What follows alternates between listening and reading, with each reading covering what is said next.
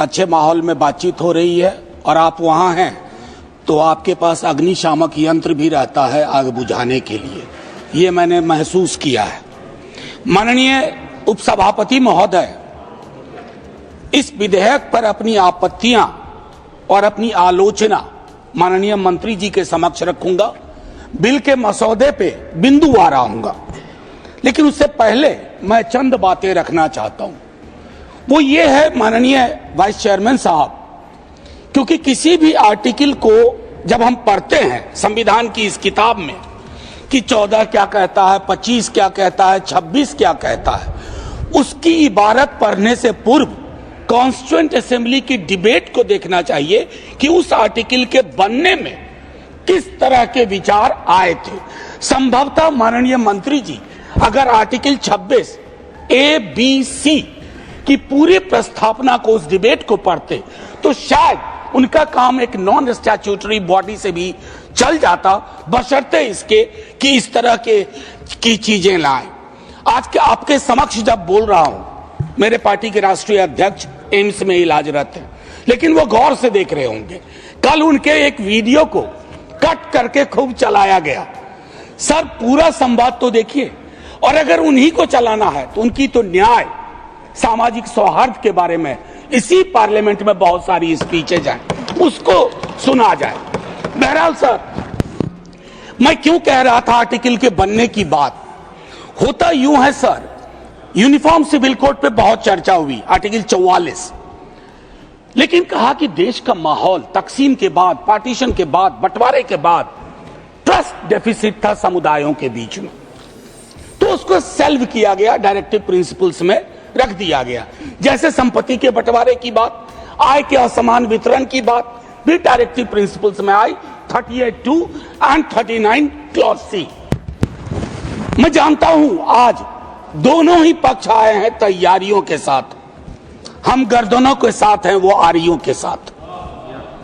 मैं आपके माध्यम से माननीय वाइस चेयरमैन साहब, कोई बात तलखी में नहीं बोलूंगा। किसी को आरी लेकर सदन में प्रवेश करने की अनुमति नहीं है। बिल्कुल सर, आप जिंदाबाद रहें।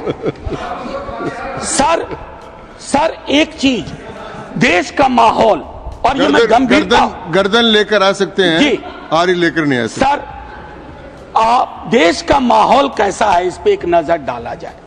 गाहे बगाहे इकोनॉमिक बाइकॉट की बात होती है, गाहे बगाहे किसी पुरानी मस्जिद के नीचे कुछ चीजें ढूंढी जाती हैं, गाहे बगाहे प्लेसेस ऑफ वर्शिप एक्ट पे सवाल उठता है। सर, इस तरह के माहौल में आपके बिल का कंटेंट और आपके बिल का इंटेंट दोनों सवालिया निशान खड़े करता है। यह महत्वपूर्ण है। चिंता इस बात की नहीं है, अभी चुन के आए हैं, हम भी चुन के आए हैं, लेकिन चुन के आने के बाद बहुमत विजडम की गारंटी नहीं होता है। आप लोग अक्सर ये सोचते हैं कि बहुत बड़ी बहुमत है तो सारा विजडम आप ही के पास है। सर, माननीय सभापति महोदय, खान पान, वस्त्र, आभूषण, भाषा, इबादत, इतनी तकरार, उसमें क्या होता है ना, एक समुदाय को लग रहा है। सर, मैं आपके माध्यम से एक चीज कहना चाहता था।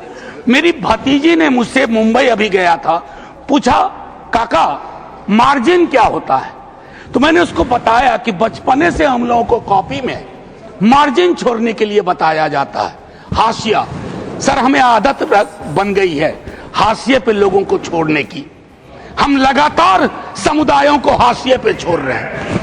माननीय उपसभापति महोदय, मैं ये कहूंगा, प्रेमचंद ने एक कहानी लिखी थी ईदगाह, हमारे सारे साथियों ने पढ़ी होगी। ईदगाह में हामिद ने अपनी दादी अमीना के लिए चिमटा खरीदा। क्या हम में से कोई बता सकता है कि दुकानदार हरेंदर था या सोहाबुद्दीन था? कोई नहीं बता सकता। लेकिन आज क्या चल रहा है, हामिद खरीदेगा तो वही खरीदेगा, हरेंदर खरीदेगा तो वो हरखू के पास जाएगा। सर, ये चीजें, मतलब मैं तो ये कहूंगा कि कुछ चीजें एक दूसरे से ऐसे वाबस्ता होती हैं कि उन्हें अलग अलग देखने को जी नहीं चाहता, उन्हें अलग अलग। Please request you don't disturb him. मैं सिर्फ ये कहना चाहता हूं, कुछ चीजें एक दूसरे से ऐसे वाबस्ता होती हैं कि उन्हें अलग अलग देखने को जी नहीं चाहता। सर, इस देश के हिंदुओं को मुसलमानों की आदत है, मुसलमानों को हिंदुओं की आदत है, और ईसाइयों को, सिखों को हिंदुओं और मुसलमानों की आदत है। ये आदतें मत बदलवाइए, ये आदतें मत बदलवाइए। सर, एक लखनऊ के मशहूर शायर थे, आजादी के बाद पाकिस्तान चले गए, फिर नेहरू से दोस्ती थी, वापस आए तो लोगों ने पूछा क्यों आ गए? बोला यार बहुत मुसलमान थे यहाँ, लखनऊ का हूं, मिला जुला देखने की आदत थी। ये मैं बता रहा हूं, मैं बता रहा हूं सर कि ये चीजें महत्वपूर्ण है। आज सुबह से कई बार लाइटर वैन में कहा गया सौगात और तोहफा। माननीय उपसभापति महोदय, लोकतंत्र में सौगात और तोहफा नहीं हुआ करता। हम राजतंत्र में नहीं हैं, लोकतंत्र में एक एक पाई स्टेट एक्सचेकर की है, और एक एक पाई पे एक एक नागरिक का हक है, और उस नागरिक का भी है जो हाशिए पे है, और उस नागरिक का भी है जिसने जानवरों को बंद करके एक प्राइवेट जू खोल लिया है। ये हमें समझना होगा। माननीय उपसभापति महोदय, कल मैं माननीय गृह मंत्री जी को सुन रहा था। माननीय गृह मंत्री जी बहुत अच्छी तरह से जो वक्फ है उसका ओरिजिन बता रहे थे। मैं तैयारी का सोर्स हम लोगों का शायद कुछ तो समान है हमारे में। तो वक्फ जो है अरबिक का शब्द है, वक्फा से निकला, मान लिया, और इसका मतलब है कि रिलीजियस जो पवित्र कोई काम हो, दान हो, धार्मिक काम हो, उसमें इसका इस्तेमाल हो। और अलग अलग लोग इसका प्रोनाउंसिएशन अलग करते हैं, कोई वक्फ बोलता है, कोई वकफ बोलता है। ये अलग अलग धाराएं हैं इस देश की।